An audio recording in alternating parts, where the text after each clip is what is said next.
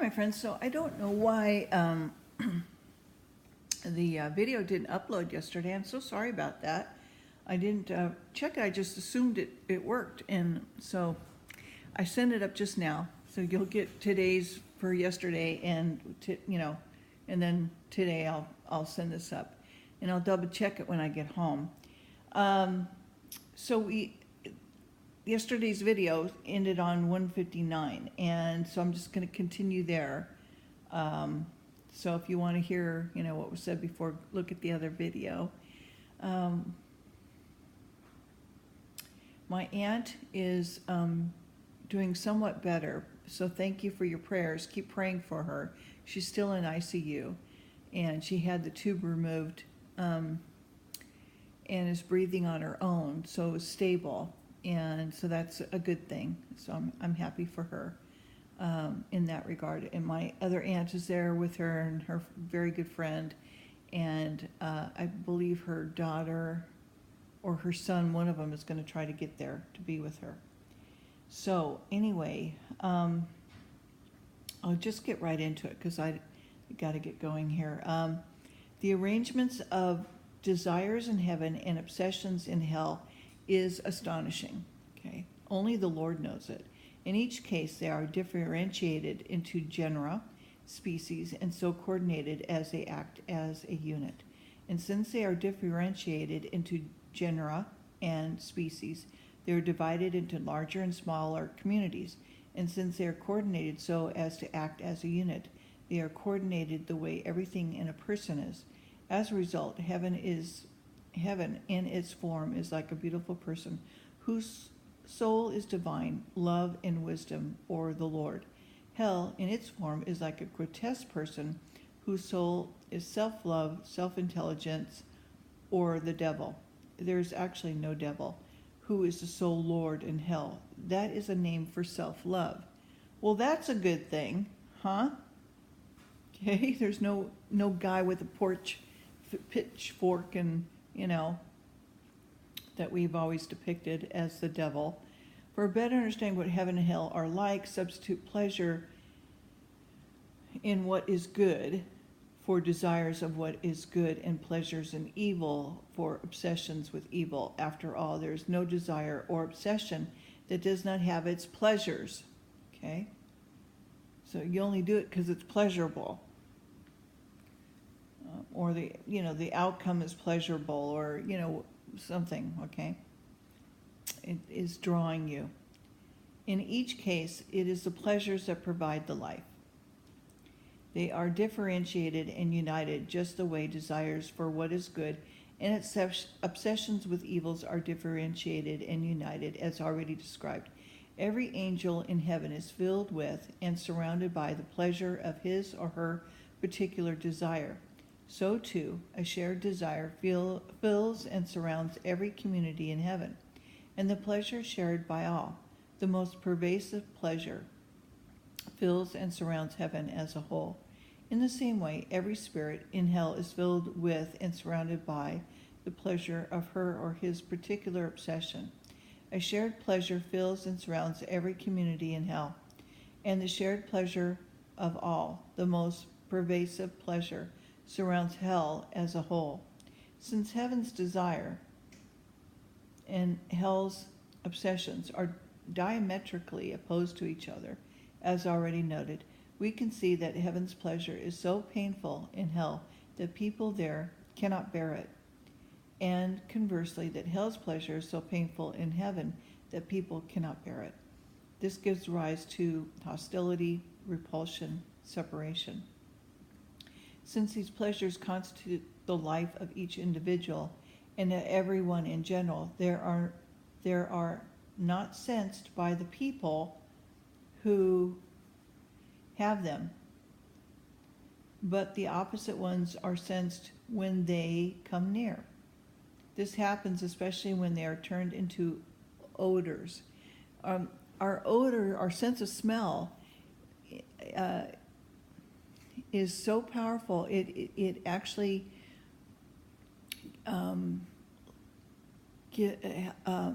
it's connected to the soul and gives rise to spiritual awakenings, okay? When you smell a flower, or, there's or certain smells, certain odors, or when you know that something isn't good for you to eat, you smell it first, right? It's just instinct. We know this, and then we decide, no, this is this is bad, and we toss it, right? Or we go, give it a try. I think it's still good, and so that's what happens. Okay. So since these pleasures constitute the life of each individual, blah, blah, blah, blah, blah, where was I? Okay, odor. So every pleasure has its corresponding odor. And the spiritual world, it can be turned into its odor. So, so sense of smell is really important.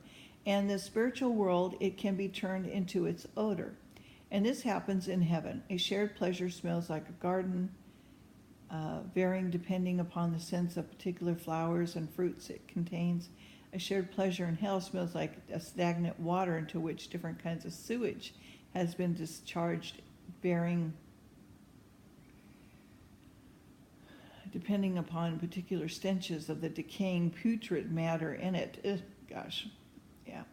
I've been shown how people feel the pleasure of each particular desire for what is good in heaven, and the pleasure, each obsession with evil in hell. But it would take too long to present that now.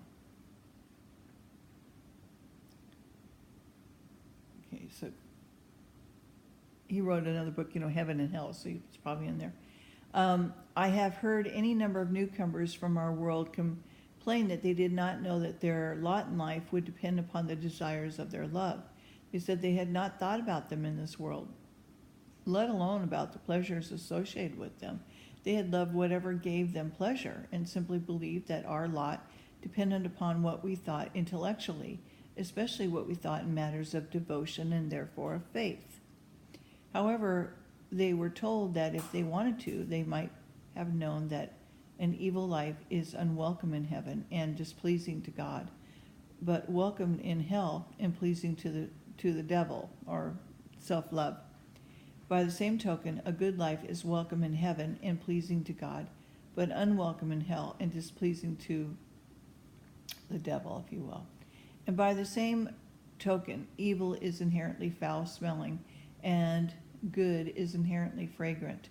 Since they could have known this if they wanted to, why had they not abstained from evils as hellish and demonic? And why had they approved of them simply because it felt good? Since they now know that the pleasures of evil had such an arid smell, they would not know, they could also know that they could not come into heaven smelling like that. And when they had been given this answer, they made their way to people who were devoted to the same kinds of pleasure, because that was the only place where they could breathe. Give this picture of heaven and hell, and the nature of human mind, in the nature of human's mind is clear. Already stated, our mind or spirit is either a miniature heaven or a miniature hell. Its contents are simply desires and thoughts that they prompt, differentiated into genre and species, the way heaven is differentiated into larger and smaller communities, united so that they act as a unity. The Lord oversees our desires and thoughts in the same way that he oversees heaven and hell. On the human being as either a miniature heaven or a miniature hell. So see the book Heaven and Hell, okay? And that was published in London in 1758. So we may turn now to the basic proposition that the Lord controls the hells by means of opposites, that with evil people who are still in the world, he controls them in hell as to their deeper natures, but not as to their more outward natures.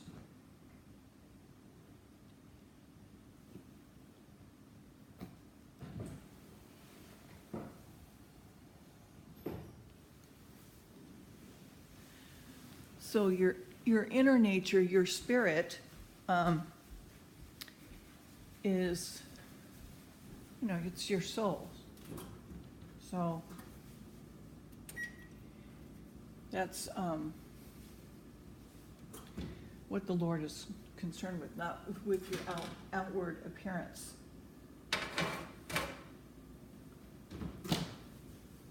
So anyways, right? So that's what we should be concerned with here too on earth.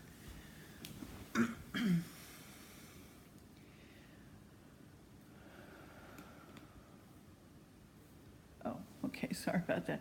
Okay, so I want to have a good light on me so you can see me. I noted that the goodness and truth flow from heaven into hell, and that goodness there is turned into evil, and the truth into falsity, because the inner reaches of people's minds there are turned in the opposite direction. Since everything in hell is opposite of everything in heaven, it follows that the Lord is controlling the hells by the means of these opposites. Second, the reason that with evil people who are still in this world, the Lord controls them in hell is that as to our spirits, we are in the spiritual world, each in some community. We are in a hellish community if we are evil, and in a heavenly community if we are good. Since our minds are inherently spiritual, they can be with spiritual people only, people we will join after death. I have also mentioned and explained this above. We are not located there the way spirits are who have been enrolled in a community, though. We are in constant state of reforming. What? We are not located there the way spirits who have been enrolled in a community, though. Okay.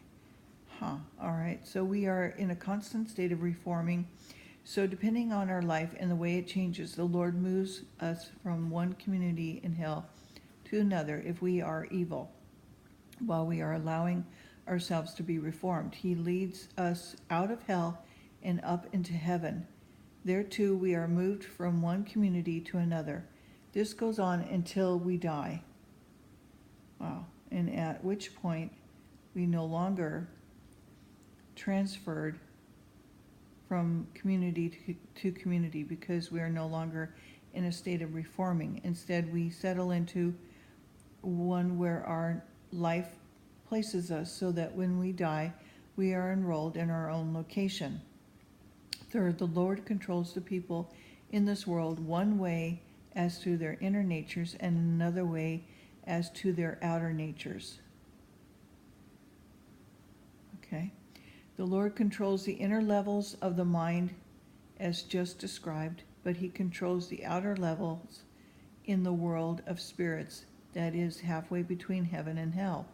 This is because most of us are not the same outwardly as we are inwardly. Outwardly, we can impersonate angels of light, even though inwardly we may be spirits of darkness. As a result, our outer and inner natures are controlled differently. And the outer are controlled in the world of spirits, and the inner are controlled either in heaven or in hell, as long as we are in this world. Consequently, when we die, we arrive first in the world of spirits and are conscious in our outer nature. We lay that nature aside in the world of spirits, and once we have done so, we are taken to the place where we are enrolled on the world of spirits and its nature, see heaven and hell. So when a loved one dies, that's where they go, to the world of spirits. And Swedenborg has said that he's not seen anybody there for longer than 30 years. So, till they get enrolled, I guess.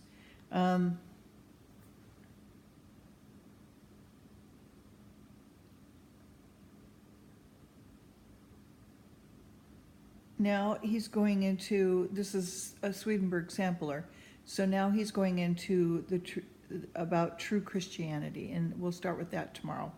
I hope you have a blessed Tuesday. I love you guys. Leave me a comment when you can. Bye-bye.